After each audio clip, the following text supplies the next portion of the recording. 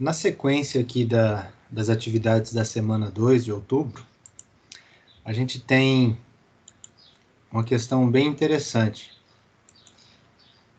Vou projetar a tela aqui para vocês.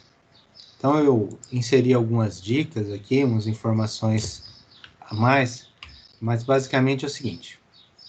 Deixa eu tirar essa marcação aqui. Apesar de todos os animais terem muitas similaridades no material genético, alguns são mais propícios para estudos. As moscas de Drosophila melanogaster, por exemplo, né, a mosca ela é um organismo modelo para estudos genéticos e apresenta alguns fenótipos mutantes. Então, tem várias características aparentes que fica fácil de visualizar. Duas mutações recessivas, ou seja, dos genes que só aparecem quando estão em homozigose, observáveis nessa mosca são as das asas vestigiais, ou seja, apresentar asas bem pequenininhas, e a do corpo escuro, que normalmente elas não têm o corpo escuro. Após o cruzamento de uma fêmea de asas vestigiais, então, que é homozigoto para essa característica, com um macho de corpo escuro, né, ezinho, foi obtida a seguinte combinação dos filhotes. F1. Todos os machos e fêmeas do tipo selvagem, ou seja, característica normal, que é a asa longa e o corpo cinza. Então, toda a F1 saiu sem aquela característica de mutação. O corpo preto e asas vestigiais, quase sem asas. E aí, cruzando F1 com F1, igual aquele exemplozinho que a gente usou lá das ervilhas, obteve-se a seguinte proporção. 9 de 16 possibilidades selvagem, né, com asa longa e corpo cinza. 3 de 16 possibilidades com asas vestigiais, ou seja, o corpo deve ser cinza, né, já que ele não citou que houve a mutação. E 3 das 16 possibilidades de corpo escuro, ou seja, com a mutação do corpo escuro, mas com as asas normais. E uma de 16 possibilidades com asas vestigiais e corpo escuro. Então, para a gente entender isso, eu deixei a dica aqui. Tente montar os possíveis cruzamentos do genótipo em um rascunho, porque senão você tem muita dificuldade de entender. Então, olha só. Uma das coisas que a gente pode fazer antes de gerar o quadrado de Punnett lá das 16 possibilidades que a gente fez na questão anterior, uma das possibilidades é a gente montar aqui a possibilidade do genótipo com base nessas características. Asa longa. Aí a gente viu aqui, para ter asa vestigial tem que ser Vzão, Vzinho. Tem que ser Vzinho, Vzinho. Então, automaticamente, para ser asa longa, ela tem que ter pelo menos um Vzão. O outro espaço não importa, pode ser homozigoto, Vzão, Vzão, mas pelo menos um Vzão. E para ter o corpo cinza, ela tem que ter pelo menos um Ezão. Certo? Se tem o Ezinho, não importa, porque para ter o corpo escuro, tem que ser duplo homozigoto recessivo. Aqui, se o corpo é cinza, tem pelo menos um Ezão. Legal. Então, a gente sabe que o indivíduo de asas longas e corpo cinza tem que ter um Vzão e um Ezão. Para ele ter asas vestigiais, a gente viu agora há pouco que asas vestigiais tem que ser Vzinho, Vzinho. Mas se ele tem o corpo cinza, né, ele não tem o corpo preto, que é uma característica recessiva, ele tem que ter pelo menos um Ezinho. Entendeu? Então, nesse processo, a gente acaba já tirando a conclusão que esse indivíduo, para ele ter asas vestigiais, ele é homozigoto. Legal. Então, essas são algumas características de F2, né, que a gente está vendo.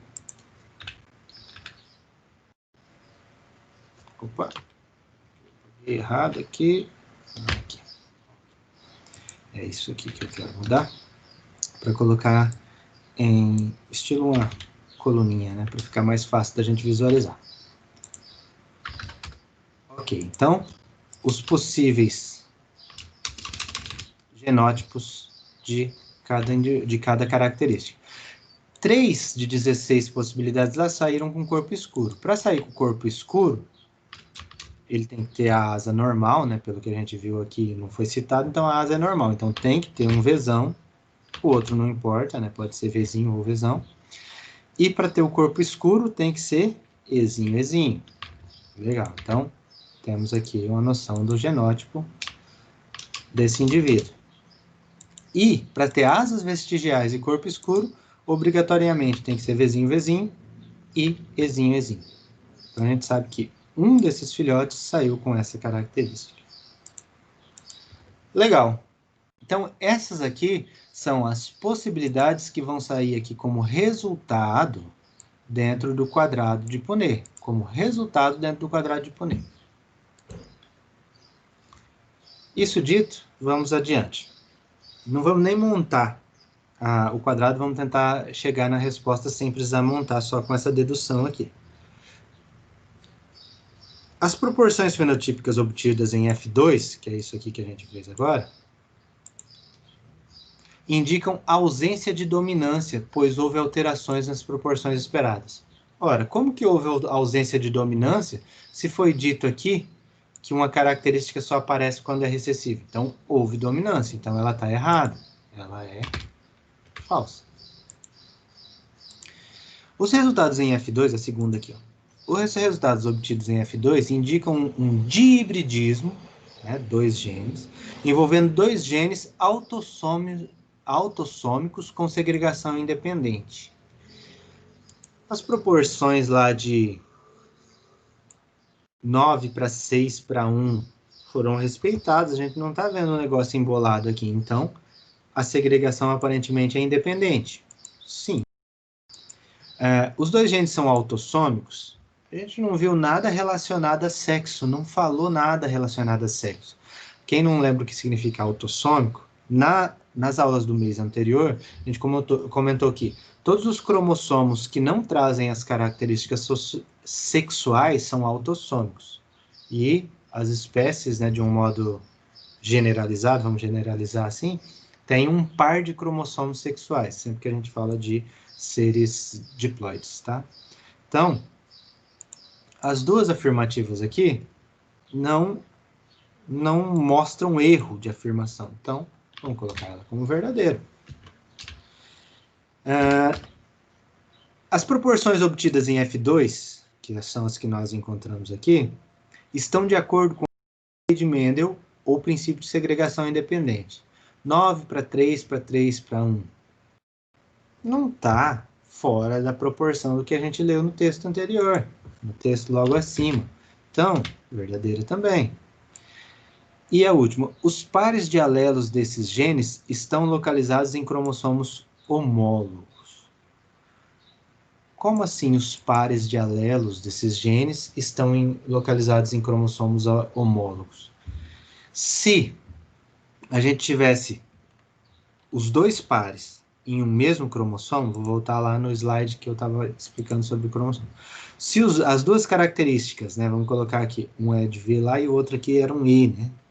Se as 2 características estiverem no mesmo par de cromossomos homólogos, ele não respeita aquela característica de segregação independente. Então, se essa aqui tivesse certo, se essa resposta aqui tivesse certo, ela faria com que a segunda afirmativa estivesse errada. Se a gente já marcou essa segunda como certa, automaticamente essa daqui está errada. Porque eles não estão no mesmo par de homólogo, porque eles respeitam a segregação independente, que a gente disse ser verdadeira no 2 e 3, pelas proporções que a gente está visualizando aqui. Se a gente tivesse visto aqui valores, por exemplo, de 12 aqui para 1, para 2, para 1, aí sim, essa última estaria certa e essa daqui estaria errada, ou poderia estar certa. Por quê? Provavelmente eles estariam no mesmo par de cromossomos e aí não respeitou a proporção fenotípica esperada. Ok? Passando para as atividades complementares. No milho, grãos púrpuras são dominantes. Então, ó, grãos púrpura dominante. Eu até dei nome aqui para o gene de P, que a questão não trazia. Isso daqui foi para facilitar a vida para vocês. Em relação aos amarelos, é uma variedade de milho determinada que o grão P tem característica dominante, né, o púrpura.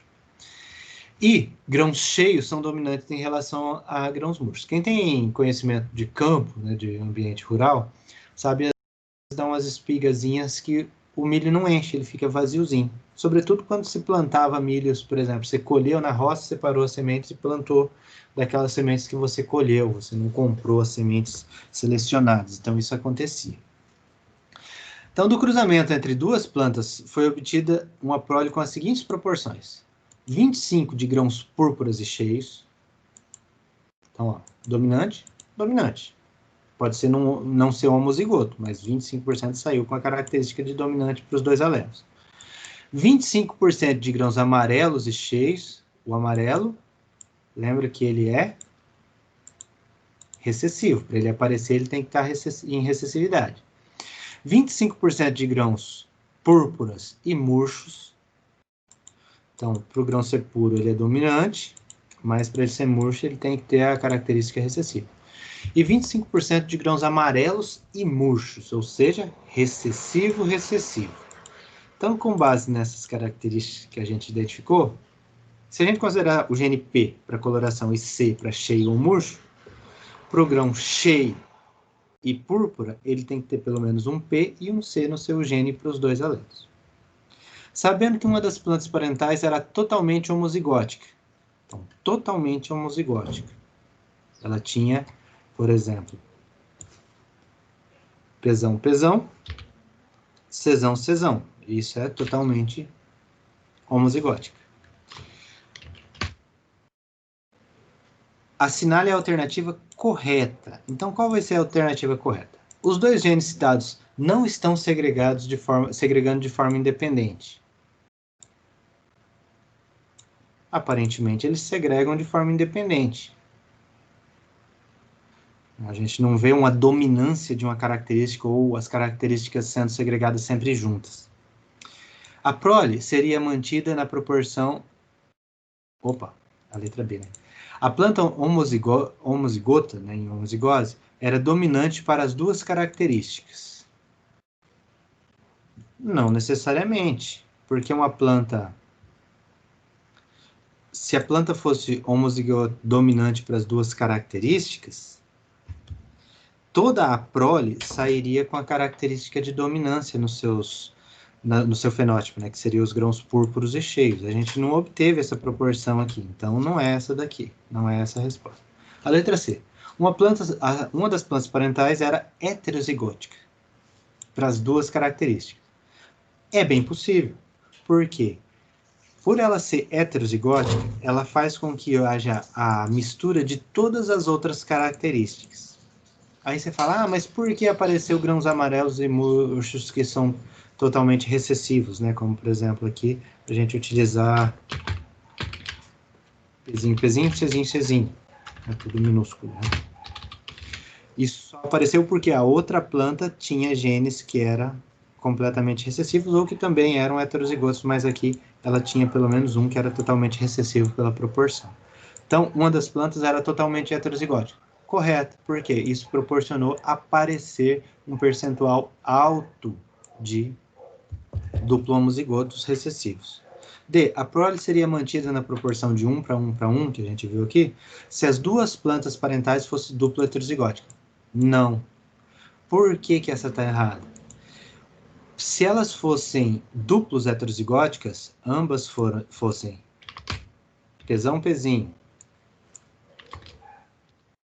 Czinho, a proporção da prole em fenótipo é 1 para 2 para 1 em genes e 3 para 1, ou seja, sairiam 3 características de dominância para uma de recessividade. Então, a gente não vai encontrar, que seria 9 para 3 para 3 para 1, né, do quadrado de Punnett, que a gente tem um modelinho aqui para as ervilhas, certo? Então, é 9 para 3 para 3 para 1, se as duas fossem heterozigóticas, como no modelo. Então, isso não foi visualizado, tá? Então, por isso que essa daqui está errada. E, por último, os resultados obtidos são frutos de recombinação genética. São frutos de recombinação genética. Não faz muito sentido.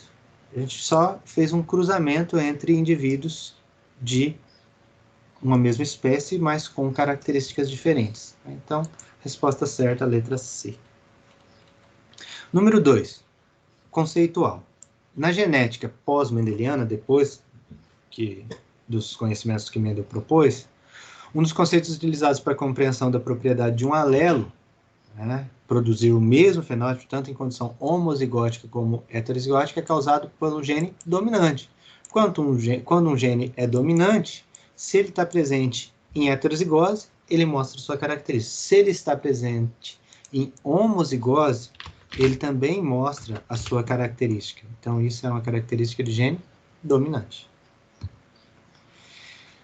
Então, tanto em laboratórios quanto no cotidiano, são utilizados cruzamentos que permitem verificar de forma simples a transmissão de características genéticas recessivas, como o albinismo. O albinismo envolve apenas um par de alelo, normalmente um par de alelo, tá? Suponha que um coelho macho não albino, o coelho não é albino, então ele não tem a característica, por exemplo, de homozigoto recessivo.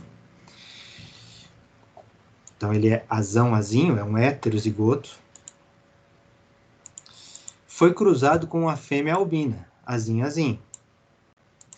A partir desse cruzamento, a probabilidade de nascimento de um filhote albino é de quanto? Vamos lá, é só juntar, ó. Vamos juntar esse azão com esse azinho. Então, uma possibilidade. Azão, azinho. Opa, ficou invertido. Azão, azinho.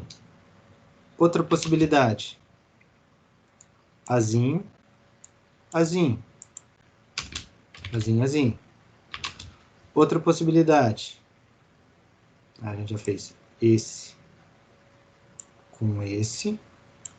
E esse segundo com esse. Agora a gente vai pegar esse azão e juntar com esse azinho, que é o segundo. Azão, azinho. E o segundo azinho com o segundo azinho. Qual é a possibilidade que a gente tem? A possibilidade de metade ser heterozigoto e a possibilidade de metade ser homozigoto. Então, qual a possibilidade do filho nascer albino? 50%, são os dois azinhos. Então, a resposta certa é a letra C. Beleza, galera? Então, a ideia é sempre tentar colocar em prática esse raciocínio de probabilidade. Se você tem dificuldades em matemática, em questões probabilísticas, você precisa retomar um pouquinho aqueles conceitos de probabilidade. Mas não é nem um bicho de 7 cabeças. A gente tem uma dificuldade no início, mas depois a gente vai desenvolvendo. Qualquer dúvida eu estou à disposição, basta vocês me mandarem mensagem e seguimos juntos, tá, gente?